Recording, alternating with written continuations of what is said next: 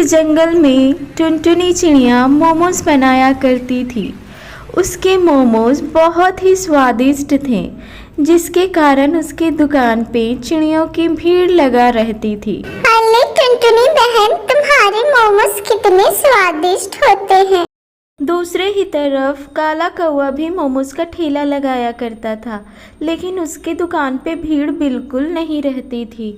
जब से टुनटुनी चिड़िया बाजार में मोमोज का ठेला लगाने लगी है, हमारे मोमोज तो कोई पूछता ही नहीं है। कालू भैया, तुम बिल्कुल ठीक कह रहे हो।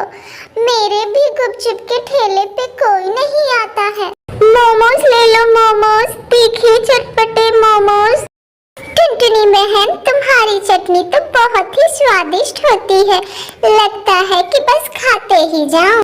इधर काला कौवा बहुत ही उदास रहता है और मुनमुन चिड़िया को कहता है, मुनमुन बहन, हमें कुछ करना होगा, नहीं तो ये इसी तरह हमारा दुकान ठप हो जाएगा। इधर मुनमुन चिड़िया बेहोशी का नाटक करती है और काला कौवा चिल्लाने लगता है, अरे देखो भाई, ये बेहोश हो गई है। क्या हो गया मुनमुन चिड़िया को? सभी पंछी आवाज सुन के पीछे देखने लगते हैं। अरे ये क्या हो गया मुनमुन बहन को? चलो चलो जल्दी चलो, हम मदद करते हैं। सभी पंछी मिलके मुनमुन चिड़िया की मदद करने लगते हैं। इधर टुनटुनी चिड़िया का दुकान बिल्कुल खाली होता है। तभी वहाँ काला कौवा आता है। अब देखता हूँ कैसे टुनटुनी चिड़िया के मोमोज बिकते हैं। अब तो सिर्फ काला कौवा का ही मोमोज बिकेगा।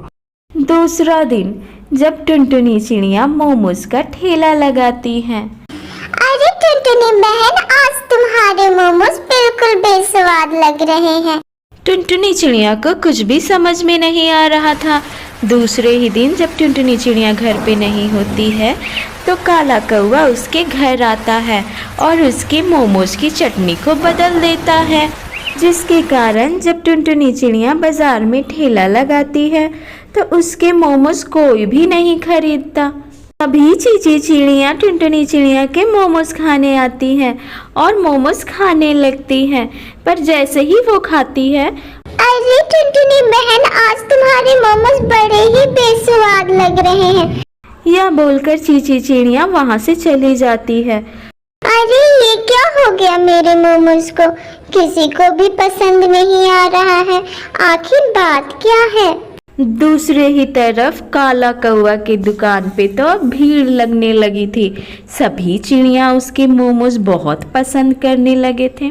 अरे कालू भैया, तुम्हारे मोमोज तो बिल्कुल टुनटुनी चिड़िया के मोमोज की तरह लग रहे हैं और बहुत ही स्वादिष्ट हो चुके हैं। टुनटुनी बहन, तुम्हें पता है काला कौवा के मोमोज बिल्कुल तुम्हारे मोमोज की तरह लग रहे थे। मुझे तो कुछ गड़बड़ लगता है। मुझे तो कुछ भी समझ में नहीं आ रहा है कि अचानक से मेरे मोमोज इतने बेस्वाद कैसे होने लगे हैं।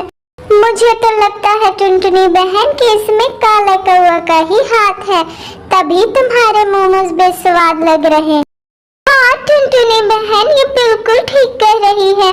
उसके मोमोज तो बिल्कुल तुम्हारे मोमोज जैसे लग रहे हैं। एक दिन जब काला कौवा टुनटुनी चिड़िया के घर आता है, वो फिर से चटनी बदलने लगता है। तभी वहाँ टुनटुनी चिड़िया और बाकी की चिड़िया खिड़की की तरफ से उसे देख लेती। देखा चीची चिड़िया, मेरे मोमोज काले कौवा के वजह से ही खराब हो रहा था, तभी मेरे दुकान पे भीड़ नहीं थी, कोई मेरे मोमोज नहीं खा रहा था। टुनटुनी चिड़िया, अब तुम एक काम करो, इस चटनी को काले कौवे की चटनी के साथ तुम्हें अब बदलना होगा, तभी तुम्हारे मोमोज बिकेंगे। दूसरे ही दिन टुनटुनी चिड़िया फिर से मोमोज बनाती है और बहुत ही प्यार से और मन से बनाती है। फिर से उसकी दुकान पे पहले की तरह चिड़ियों की भीड़ लगी रहती है और काला कौवा का दुकान फिर से खाली हो जाता है।